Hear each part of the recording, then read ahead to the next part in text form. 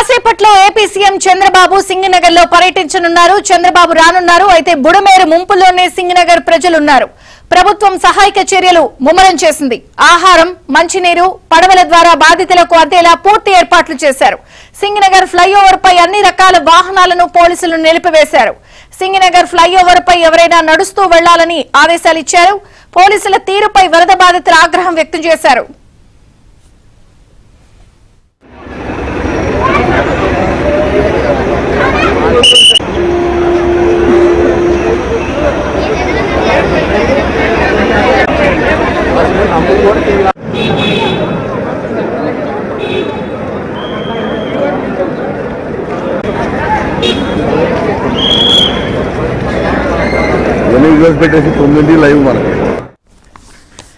నాలుగు రోజులుగా ఉగ్రరూపం దాల్చిన కృష్ణమ్మ కాస్త శాంతించింది. విజయవాడ ప్రకాశం బ్యారేజ్ వద్ద కృష్ణానది నీటి మట్టం గణనీయంగా తగ్గింది.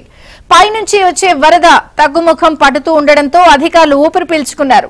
బ్యారేజ్ వద్ద 9,79,000 క్యూసెక్కుల నీటి ప్రవాహం నమోదైంది. నిన్న ఉదయం ఏకంగా 11,30,000 క్యూసెక్కుల వరదను బ్యారేజ్ నుంచి విడుదల చేశారు. మధ్యాహ్నం 2 గంటల సమయంలో అదేకంగా 11,47,000 క్యూసెక్కుల రికార్డు స్థాయి వరద నమోదైంది. బ్యారేజ్ చరిత్రలో ఇదే రికార్డు స్థాయి వరద. ఈ మధ్యాహ్నానికి మరింత తగ్గుతుందని అధికారులు భావిస్తున్నారు.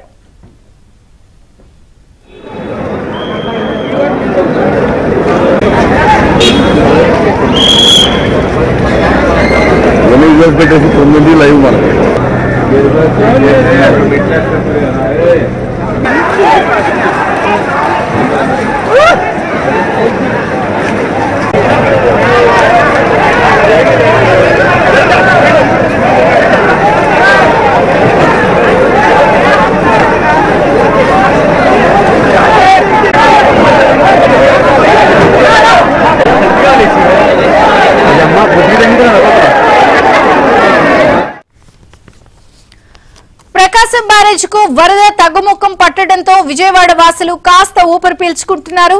రామలింగేశ్వర్ నగర్ వరద నీరు క్రమంగా వెనక్కి వెళుతోంది. వరద ముంపు నుంచి నివాసాలు ఇప్పుడిప్పుడే బయటపడుతున్నాయి. విద్యుత్ సరఫరాను అధికారులు నిలిపేశారు. పైనుంచి వచ్చే వరద తగ్గడంతో సాయంత్రానికి వరద నీరు పూర్తిగా తగ్గిపోతుందని స్థానికులు భావిస్తున్నారు.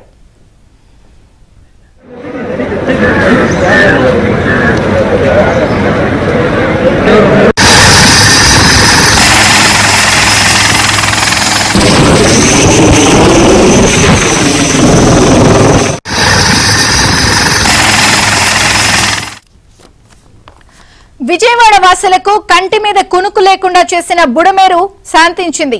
నిన్నటి వరకు మహోగ్ర రూపం దాల్చిన బుడమేరు 4 రోజుల తర్వాత క్రమంగా సాధారణ స్థితికి చేరుకుంటోంది.